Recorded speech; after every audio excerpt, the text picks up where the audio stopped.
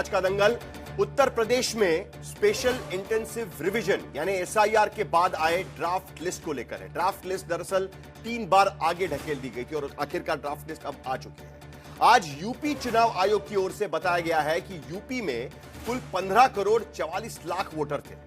जब एसआईआर के बाद लिस्ट बनी तो ड्राफ्ट लिस्ट में 2.88 करोड़ से अधिक वोटर्स के नाम ही कट चुके हैं। यह आंकड़ा करीब 19% के आसपास पहुंच जाता है और यूपी के मुख्य निर्वाचन अधिकारी कहते हैं कि अभी 1 करोड़ 4 लाख और ऐसे वोटर हैं जिनके फॉर्म तो मिल गए हैं लेकिन उनकी मैपिंग नहीं हो पाई है, यानी उन्हें अभी तक साबित नहीं हो पाया है कि उनका कोई रिश्तेदार पहले वाली वोटर लिस्ट में शामिल था। यानी करीब 91% फॉर्म की ही मैपिंग हो सकी है और अभी इन लोगों को नोटिस भेजा जाएगा। 6 फरवरी तक दावे आपत्तियों का मौका है और फिर मार्च में फाइनल लिस्ट आ जाएगी। लेकिन सवाल यह है कि उत्तर प्रदेश में आखिर इतने बड़े पैमाने पर वोटर कैसे कटे। 2 बार एक्सटेंशन लेने के बावजूद सीएम योगी से लेकर अखिलेश यादव की ओर से अपने समर्थकों के नाम कटने का डर दिखाने के बावजूद आखिर यूपी में इतने वोटर कैसे गायब हो गए। यूपी पहला ऐसा राज्य बना है जहां एसआईआर के बाद करीब 19% वोटर गायब हो चुके हैं। उधर पश्चिम बंगाल में मात्र 58 लाख वोटर कटने पर यही बीजेपी सवाल उठा रही है कि क्या टीएमसी सरकार फर्जी वोटरों के सहारे वहां पर चुनकर आ रही है। पश्चिम बंगाल के भीतर लगातार भारतीय जनता पार्टी को 2 बार हार का सामना करना पड़ा है।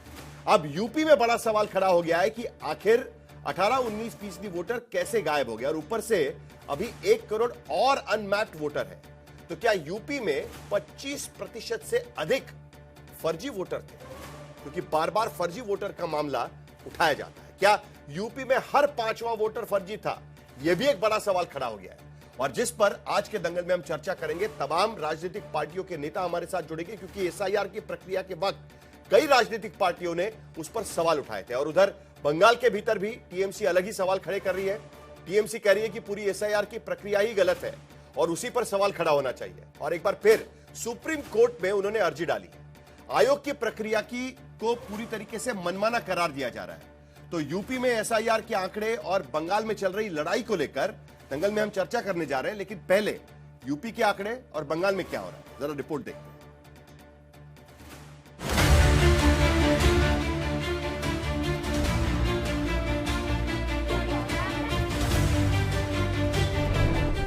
एसआईआर पर चल रही सियासत में सबसे ज्यादा हलचल इन 2 सूबों में मची है, जिसमें पश्चिम बंगाल में ड्राफ्ट लिस्ट के बाद की लड़ाई सड़क से अदालत तक चल रही है।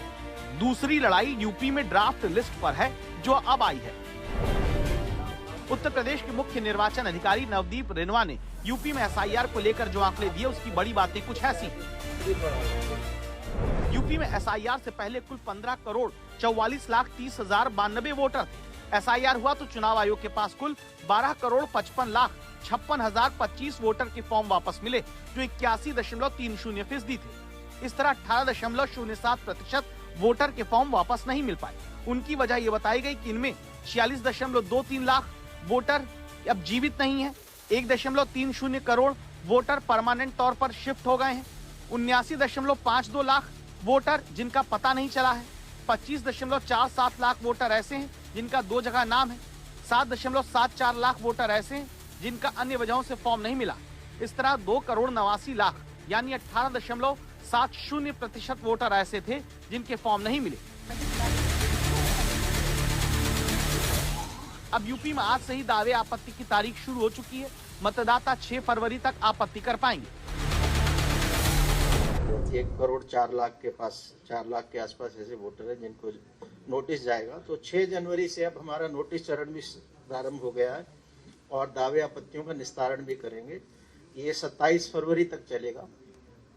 तो जहां तक मतदाता का प्रश्न है उसे 6 फरवरी का दिन याद रखना चाहिए ताकि दावा आपत्ति जो उसको करना है वो 6 फरवरी से पूर्व ही कर देनी है। उत्तर प्रदेश निर्वाचन आयोग की तरफ से जारी ड्राफ्ट लिस्ट पर नजर डालें।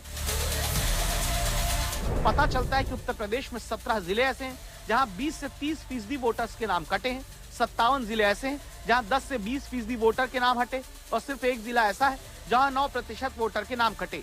तो इलेक्शन कमीशन अपने दायित्व का निर्वहन कर रही है।